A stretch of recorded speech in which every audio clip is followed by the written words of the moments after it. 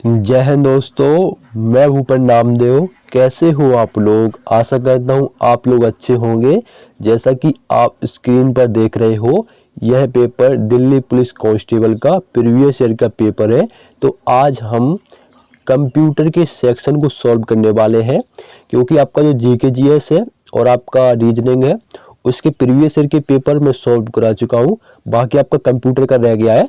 तो कई कैंडिडेट बोले तो भाई कंप्यूटर का भी प्रीवियस ईयर का सॉल्व करा दो। तो भाई अब कंप्यूटर का जो आपका 10 अंक का पूछा जाने वाला है, तो कंप्यूटर का प्रीवियस ईयर का पेपर सॉल्व कराने वाला हूँ।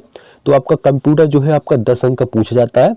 इसके अलावा अगर आप यह प्रीवियस ईयर का पेपर सॉल्व करोगे तो आपको आसानी से पता चल जाएगा कि दिल्ली पुलिस कांस्टेबल में जो आपके कंप्यूटर के प्रश्न पूछे जाते हैं उन प्रश्नों का लेवल क्या रहता है, आपका किस किस टॉपिक से आपके कंप्यूटर के प्रश्न पूछे जाते हैं। तो ये सबसे बड़ा फायदा आपके हो सकता है।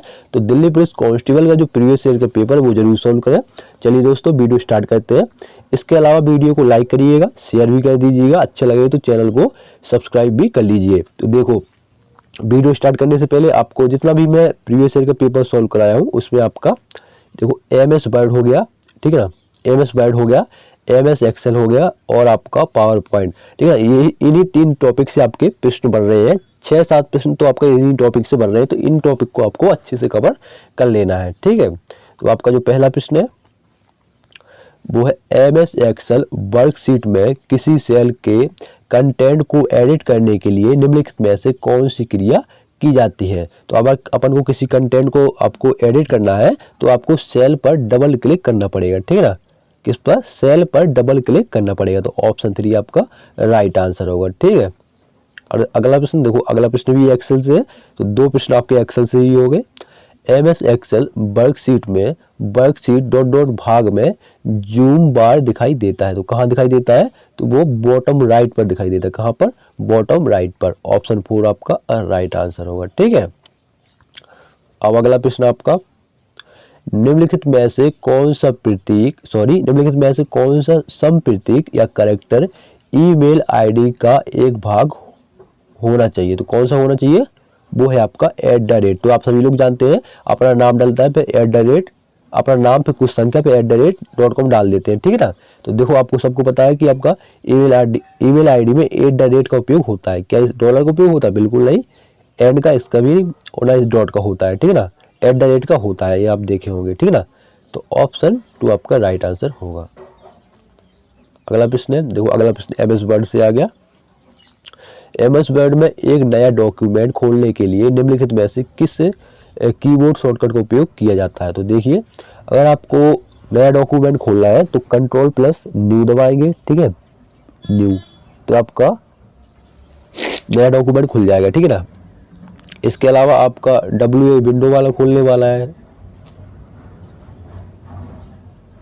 बढ़ते हैं अगले प्रश्न की ओर। देखो, ये भी एमएस वर्ड से मैं क्या बोला, क्या आपकी 5, 6, 7 क्वेश्चन तो आपके एमएस वर्ड एक्सेल से ही पूछे जा रहे हैं। निम्नलिखित में से कौन सा एक कथन असत्य है। तो आपको बताना है कि आपके 2 पैराग्राफ दिए गए हैं, इनमें से कौन सा असत्य है। तो पढ़ेंगे, एमएस वर्ड में किसी शब्द के विभिन्न अक्षरों को अलग अलग फॉन्ट कलर नहीं दिया जा सकता। तो ये आपका बिल्कुल गलत है, दिया जा सकता है। तो दूसरा, एमएस वर्ड में डॉक्यूमेंट में पैराग्राफ मार्क को प्रदर्शित करने के लिए शो या हाइड कमांड बटन का उपयोग किया जा सकता है। तो ये आपका बिल्कुल सही है, ठीक है ना। तो ऑप्शन जो आपका 1 है वो गलत है। तो केवल 1 इसमें दिख रहा है, तो ऑप्शन 3 आपका राइट होगा। अगला प्रश्न है, देखो अगला प्रश्न एमएस एक्सेल से है। निम्नलिखित एमएस एक्सेल फॉर्मूले का मान कितना होगा। तो आपका जो ये फॉर्मूला है इसका मान पूछा है कितना होगा। तो जब इसका मान होता है आपका 2, क्या होता है? 2। ऑप्शन 4 आपका राइट आंसर होगा। तो आप देख सकते हैं आपके कंप्यूटर में प्रश्न इस टॉपिक से पूछे जा रहे हैं, तो इसे अच्छे से नोट कर लो। तो वो एमएस वर्ड से आ गया। एमएस वर्ड में टेक्स्ट के बहुत से हिस्सों में किसी भी टेक्स्ट का फॉन्ट कलर और साइज प्रयुक्त करने के लिए निम्नलिखित में से किस टूल का उपयोग किया जा सकता है। तो किस टूल का उपयोग किया जाता है? वो है आपका फॉर्मेट पेंटर। क्या है? Format painter. तो ऑप्शन 1 आपका राइट आंसर। अगला प्रश्न है, URL का फुल फॉर्म पूछा है।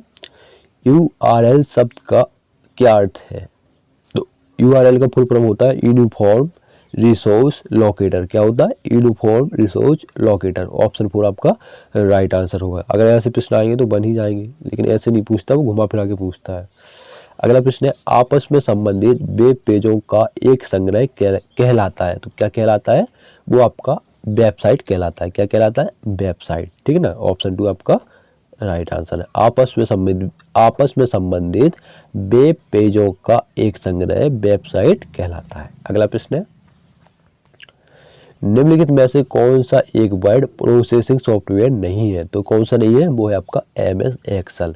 MS एक्सेल आपका प्रोसेसिंग सॉफ्टवेयर नहीं है, तो ऑप्शन 2 आपका राइट आंसर होगा। तो आप देख सकते हैं आपका MS वर्ड, MS एक्सेल, यहीं से आपके 5-6 प्रश्न, 5 नहीं 6-7 प्रश्न तो आपके यहीं से बन गए। बाकी आपका कंप्यूटर का 2-3 प्रश्न आपका जीके का पूछ लिया।